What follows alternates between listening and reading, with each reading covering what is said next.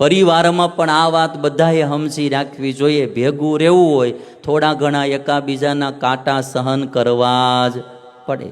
જો કાંટો સહન નહીં કરીએ તો હાવ મરવાનું થાય. એના કરતાં સ્વભાવ જરા તરા સહન કરવા, ધીરજ રાખવી. છૂટાછેડામાંય બહુ ઉતાવળ્યું ન કરતા.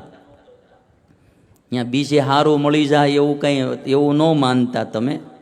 અને ત્યાં હારા માણાના ક્યાંય રાફડા નથી ફાટ્યા. ધીરજ જ રાખવી. ઓલ ઓવર વિચાર કરો. 70-80% સારું પાત્ર હોય, 20-30% સહન કરવું જ પડે. એ સિવાય છૂટક્યો જ નહીં.